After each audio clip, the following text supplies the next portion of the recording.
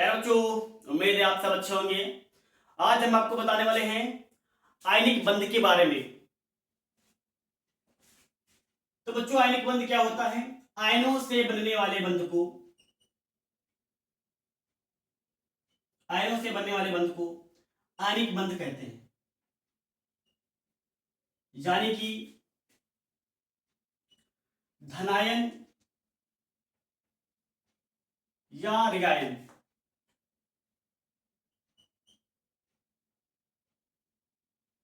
से बनने वाले बंध को हम लोग आयनिक बंध कहते हैं। धनायन कौन बनाता है? जब कोई धातु जैसे सोडियम हमारे पास है,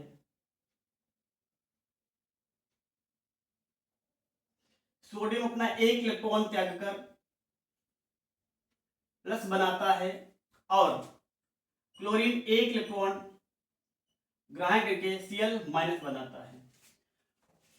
इस प्रकार बने धनायन और ऋणायन जब आपस में मिलते हैं तो आयनिक बंध का निर्माण करते हैं। बच्चों, ये बंध केवल धातु और अधातु के ही मध्य पाया जाता है। यानी कि धातु और अधातु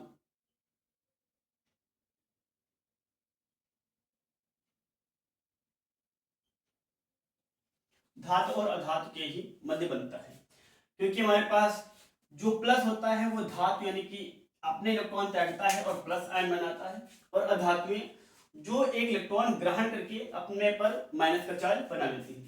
तो यह बंध किसके मध्य पाया जाता है बच्चों? धातु और अधातुओं के मध्य। तो जैसे बच्चों हम लोग बात करते हैं NaCl का निर्माण। NaCl कैसे बनता है? सोडियम के बायतन कोष में इलेक्ट्रॉन होते हैं बच्चों 2,8,1। क्लोरीन के बायतन कोष में होते हैं 2,8,7। तो बच्चों, यह सोडियम अपना अष्टक पूरा करने के लिए अपना एक इलेक्ट्रॉन जो है दान करेगा, जिससे हमारे पास बनेगा Na प्लस बनेगा। इसके बायतन कोष में इलेक्ट्रॉन हो जाएंगे 2,8, जिससे यह स्थायी हो जाएगा।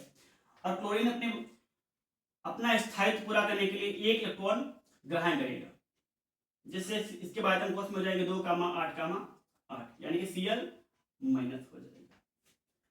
तो बच्चों, ये प्लस और माइनस जब आपस में मिलते हैं तो इसे आयनिक बंध बना लेते हैं। अच्छा बच्चों, Na प्लस और Cl माइनस, हमारे पास जब Na प्लस पहले से ही Na प्लस की अगर बात कर ले, ये हमारे पास स्थायी है। Na प्लस स्थायी है और Cl माइनस अपनी जगह पर स्थायी है, क्योंकि अगर कोई भी तत्व है इसके बायतन कोष में उसके 8 इलेक्ट्रॉन अगर पूरे हो चुके हैं तो वह अक्रिय गैस की भांति व्यवहार करता है, यानी कि वो रिएक्शन करना पसंद नहीं करता। तो सोडियम के बायतन कोष में 8 इलेक्ट्रॉन हो चुके हैं और क्लोरीन के बायतन कोष में 8 इलेक्ट्रॉन हो चुके हैं, उसके बाद भी दोनों आपस में रिएक्शन करके NaCl बनाते हैं। क्योंकि बच्चा इसका रीजन ये है, हमारे पास जो Na प्लस है और Cl माइनस है, इन दोनों के बायतन कोष के इलेक्ट्रॉन यानी कि इनका अष्टक पूरा है। ये रिएक्शन इसलिए करेंगे क्योंकि Na प्लस और Cl माइनस गैस की अवस्था में होते हैं या गैसीय अवस्था में होते हैं। तो बच्चों, गैसीय अवस्था में होने के कारण ये NaCl की अपेक्षा में कम स्थायी हैं। NaCl की अपेक्षा में कम स्थायी होते हैं। तो हमारे पास क्या होता है, ये आपस में आयन से आपस में एक दूसरे से मिलेंगे और NaCl बनाएंगे। कैसे बनाएंगे देख लीजिए बच्चों। हमारे पास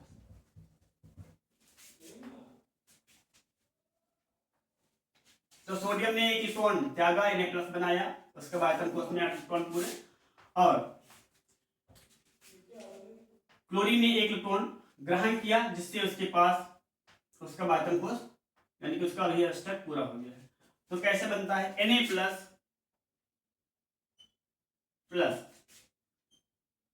Cl माइनस, बच्चों बना लेते हैं NaCl।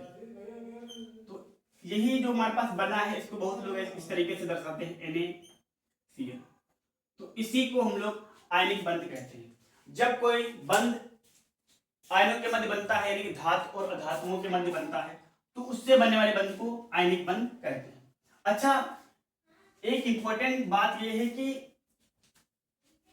लुईस इलेक्ट्रॉन संरचना क्या होता है? लुईस इलेक्ट्रॉन संरचना, जो हमारे पास आयनिक यौगिक होते हैं उनकी लुईस इलेक्ट्रॉन संरचना क्या होती है।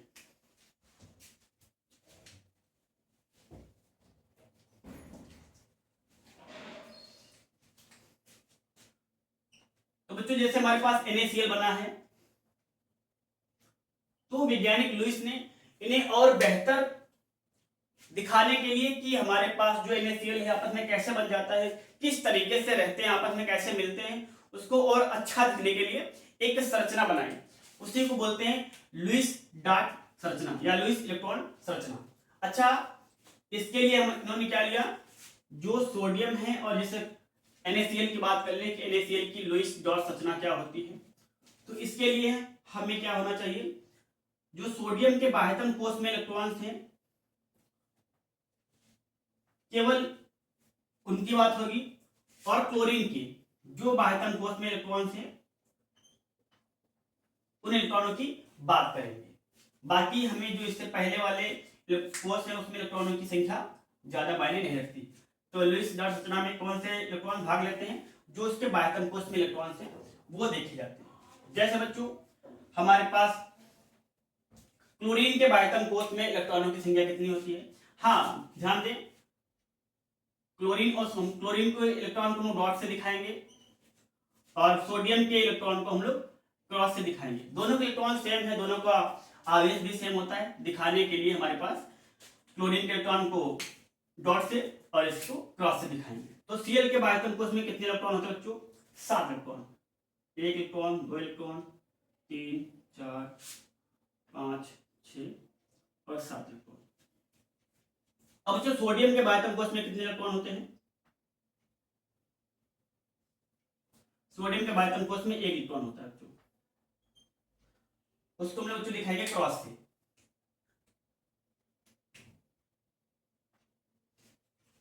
तो क्या होता है हमारे पास लुईस डॉट संरचना, ये जो इलेक्ट्रॉन है यानी कि ये जो इलेक्ट्रॉन है Na+ इसके साथ चला जाएगा, क्योंकि पास इसके पास 1 इलेक्ट्रॉन की कमी है, तो ये वाला हमारे पास जो Na है इसके पास चला जाएगा।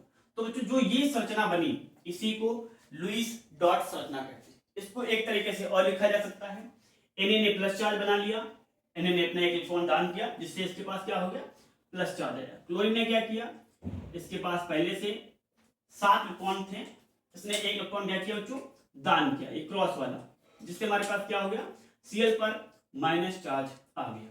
तो इसको इस तरीके से भी लिख सकते हैं, या NaCl लिखो, आप इन तीनों में से कोई भी लिख सकते हैं। तो बच्चों इसे लुईस डॉट संरचना कहते हैं। जैसे एक एग्जांपल हम देखते हैं, CaCl2 की इलेक्ट्रॉन बिंदु संरचना या लुईस इलेक्ट्रॉन संरचना।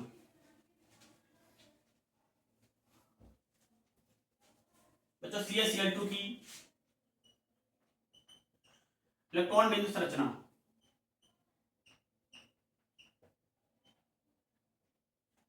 तो बच्चों क्या होता है, पहले कैल्शियम के बाह्यतम कैल्शियम के इलेक्ट्रॉन मिला लिखेंगे 2, 8, 8, 2।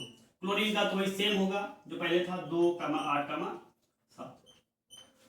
तो अब की बार बच्चों हमारे कैल्शियम के जो बाह्यतम कोष के इलेक्ट्रॉन है उसकी संख्या 2 है, यानी कि हमारे पास कैल्शियम और क्लोरीन को मिलने के लिए, अगर कैल्शियम और क्लोरीन आपस में मिलना चाहते हैं तो सबसे पहले यह शर्त है, हमारे पास जो कैल्शियम है उसको उसके 2 इलेक्ट्रॉन हैं जो त्यागे जा सकते हैं, और क्लोरीन क्या करेगा, उसका 1 इलेक्ट्रॉन ग्रहण कर सकता है। इसीलिए कैल्शियम क्लोरीन से बोलेगा कि आप जब तक अपने जैसे 2 परमाणु नहीं लाते हम आपसे नहीं मिलेंगे। यानी कि हमारे पास अगर क्लोरीन को कैल्शियम के साथ जोड़ना है तो पहले अपने जैसे 2 परमाणु लेकर आएगा, क्योंकि तभी उसका जो कैल्शियम का अष्टक है पूरा होगा। 1 क्लोरीन लाने से उसका 1 इलेक्ट्रॉन तो चला जाएगा, लेकिन 1 इलेक्ट्रॉन फिर भी शेष बच जाएगा, जिससे इसका बाह्यतम कोष पूरा नहीं होगा।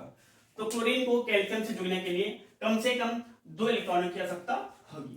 तो क्या होता है आपको देखें, क्लोरीन के बाह्यतम कोष में इलेक्ट्रॉन दर्शाएंगे हम लोग, तो यानी कि कैल्शियम के बाह्यतम कोष में कितना होता है, 2 इलेक्ट्रॉन, 1 इलेक्ट्रॉन और 2 इलेक्ट्रॉन, यानी कहीं भी लिखो इस तरीके से भी लिख सकते, लिखने का तरीका ये होता है 1 इलेक्ट्रॉन और दूसरा इलेक्ट्रॉन। क्लोरीन क्या करेगा, क्लोरीन के 2 परमाणु 1 2 3 4 5 6 और 7। कितने परमाणु चाहिए क्लोरीन के बच्चों?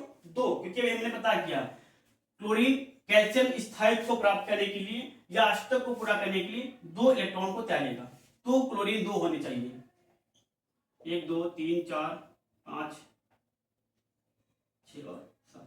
तो बच्चों क्या होगा, हमारे पास जो ये वाला कैल्शियम है, कैल्शियम की ये इलेक्ट्रॉन एक चला जाएगा इसके पास और एक चला जाएगा इस स्पेस में, यानी कि हमारे पास क्या होगा, जो खाली स्थान पड़ा था एक चला जाएगा इस स्थान पर और एक हमारे पास इस स्थान पर, यहाँ वाला खाली था यहाँ पर आ गया और एक यहाँ भी आ गया। तो इस संरचना को लुईस डार्ट संरचना कहते हैं। इसे इस तरीके से भी दर्शाया जा सकता है। कैल्शियम के पास क्या आ गया, प्लस का 2 चार्ज, अब 2 क्लोरीन पर 1 2 3 4 5 6 7 और एक क्रॉस, इस पर माइनस आ गया और बच्चों इस पर भी माइनस, इसी तरीके से सेम माइनस चार्ज इस पर भी आ गया है। इसको इस तरीके से लिख सकते हैं, या इसको लिखने का एक तरीका और भी है, Ca+2 Cl- और Cl-, या दोनों को मिला दो तो CaCl2। तो बच्चों इसको हम लोग CaCl2 की लुईस डार्ट संरचना बोलते हैं। तो बच्चों उम्मीद है आपको यह समझ में आया होगा। अब बात कर लेते हैं हमारे पास जो आयनिक बंध होते हैं उनके भौतिक गुणधर्म कैसे होते हैं, उनके भौतिक गुणधर्म कैसे होते हैं। तो बच्चों हमारे पास जो आयनिक बंध है ये प्रायः ठोस अवस्था में पाए जाते हैं। वैसे इनके भौतिक गुणधर्म बहुत मायने रखते हैं, लेकिन कुछ हैं जो इंपॉर्टेंट होते हैं, जैसे इनकी भौतिक अवस्था, विद्युत चालकता। तो बच्चों जो हमारे पास ये इनकी अवस्था होती ठोस अवस्था में पाए जाते हैं। अब बच्चों ये विद्युत के कुचालक होते हैं। अगर बच्चों विद्युत के कुचालक होते हैं, ध्यान देने वाले बच्चों हमारे पास ये बात है, जब बच्चों ये ठोस अवस्था में होते हैं तो विद्युत के कुचालक होते हैं, क्योंकि इनके पास मुक्त इलेक्ट्रॉनों की संख्या नहीं होती। लेकिन हम लोग इनको गलित अवस्था में